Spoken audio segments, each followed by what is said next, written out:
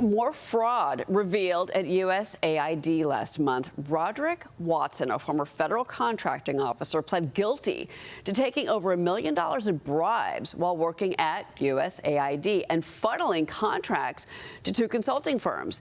The scheme, spanning a decade, involved $550 million in federal contracts through a Small Business Administration program. The New York Post writing, quote, the USAID official received cash, laptops, thousands of dollars in tickets to a suite at an NBA game, a country club wedding, down payments on 2 residential mortgages, cellular phones, and jobs for relatives from the 3 businessmen as part of this scheme. Joining me now is Small Business Administrator Kelly Loeffler. Kelly, good morning. What action is the SBA going to take in response to this investigation? And also, what happens to these contracts?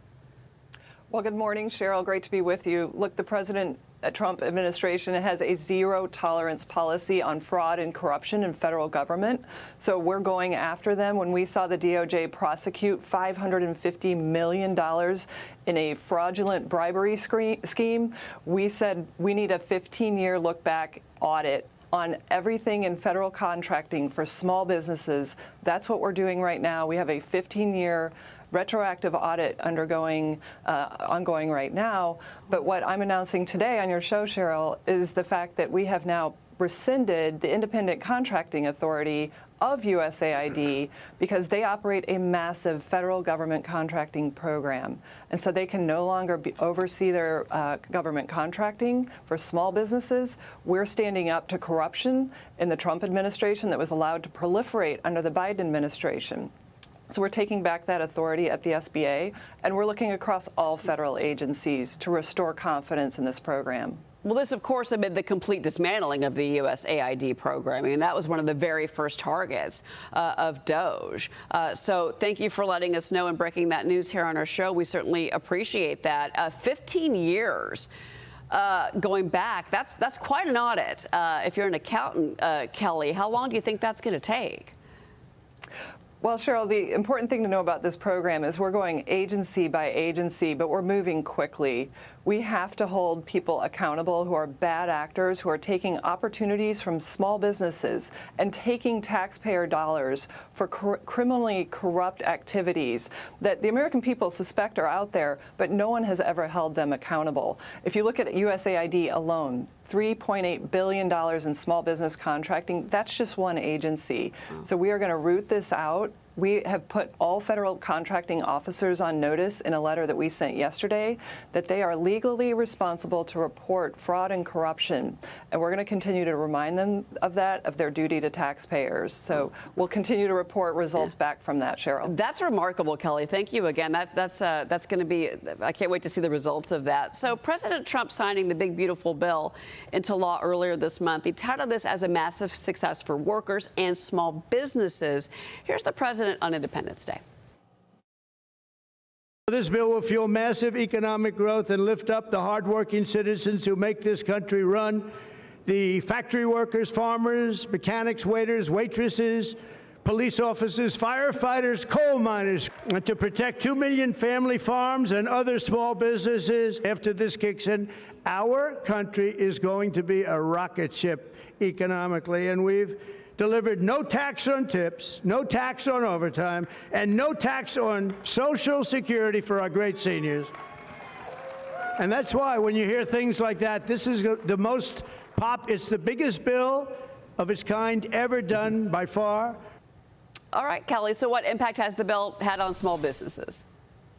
Well, President Trump's right. The one big beautiful bill is going to be rocket fuel for this rocket ship that President Trump has created. I mean, we see the economy performing across everything, jobs, lower inflation. We see now tax cuts, deregulation. The one big beautiful bill is the largest working family small business tax cut our country has ever seen. So it's going to supercharge investment. We've already seen $17 trillion pouring into this country. But for small business, it means making permanent that 20% pass-through deduction, 100% expensing for capital purchases and for R&D. We're going to see a CapEx boom. We're already seeing hiring taking off.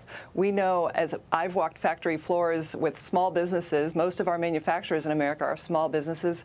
They're spring-loaded to invest, to grow, and to hire. And Main Street already has confidence and optimism coming back.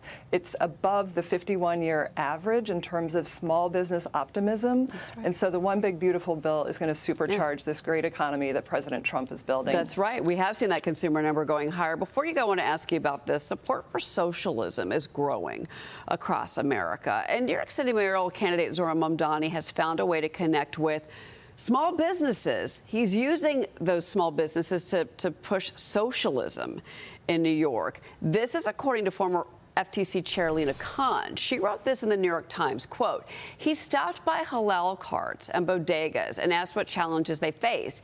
It is the kind of outreach that teaches policymakers about real problems in our economy and can help build trust and lasting relationships."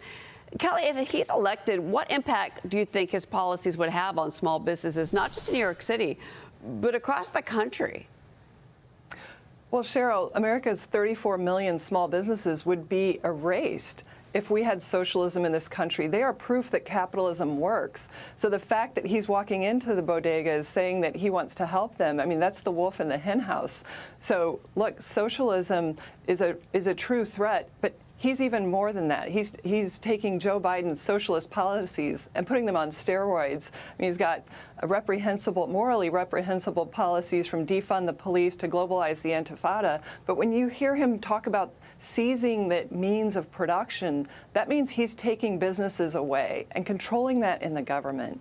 And that is a serious threat that people need to wake up to. And the fact that he's doing it in the capital of capitalism is a real threat. And we would see people leaving, businesses shutting down if he got into office and implemented his policies. Mm-hmm. And so small businesses need to know that he does not support their way of life. The fact that they are serving our communities by taking risks and creating opportunities and jobs. And he wants to put that back in the government. That's a communist policy, and socialist policies didn't work for Joe Biden. President Trump is reversing them with his amazing pro-capitalist, pro-growth agenda that lifts all Americans up. Kelly Loeffler, it's always great to have you on the program. Come back soon. Thank you. Thank you, Cheryl. All right, we'll be right back, everybody.